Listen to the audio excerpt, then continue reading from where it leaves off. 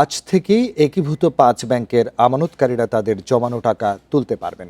নবগঠিত সম্মিলিত ইসলামী ব্যাংক থেকে প্রাথমিকভাবে চলতি ও সঞ্চয়ী হিসাব থেকে সর্বোচ্চ ২ লাখ টাকা উত্তোলন করা যাবে। আর যাদের আমানত ২ লাখ টাকার বেশি, তাদের ক্ষেত্রে বাকি অর্থ তোলা যাবে কিস্তিতে।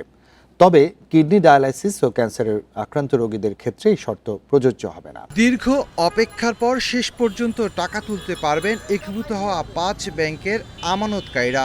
২০২৬ সালের প্রথম দিন থেকেই তা সীমিত পরিমাণে নগদ টাকা উত্তোলন করতে পারবেন। এক্ষেত্রে অগ্রাধিকার পাবেন ব্যক্তি আমানতকারীরা।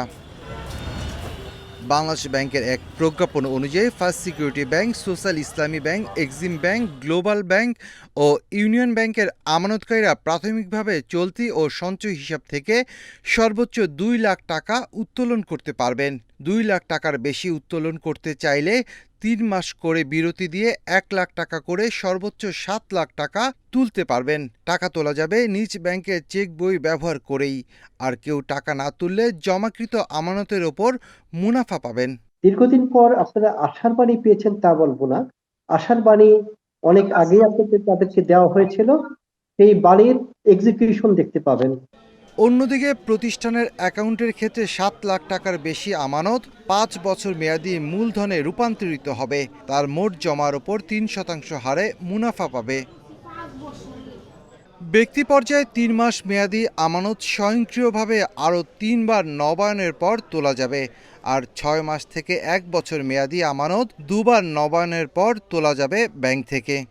এখন যেগুলো এফডিআর চলমান আছে সেগুলো তো এই মুহূর্তে চলমানই থাকবে। যেগুলো ম্যাচিউরড হয়ে গিয়েছে ওগুলো এই মুহূর্তে সেইগুলোতে বিপরীতে টাকা প্রদান করা হবে না, মূলত কারেন্ট অ্যাকাউন্ট এবং সেভিংস অ্যাকাউন্টে টাকাই দেওয়া হবে। মেয়াদি ও স্থায়ী আমানতের ক্ষেত্রে আমানতের বিপরীতে সর্বোচ্চ ২০% পর্যন্ত বিনিয়োগ বা ঋণ সুবিধা দেওয়া যাবে বলেও জানায় Bangladesh bank. Shafil Alam Sujan, independent news, Dhaka.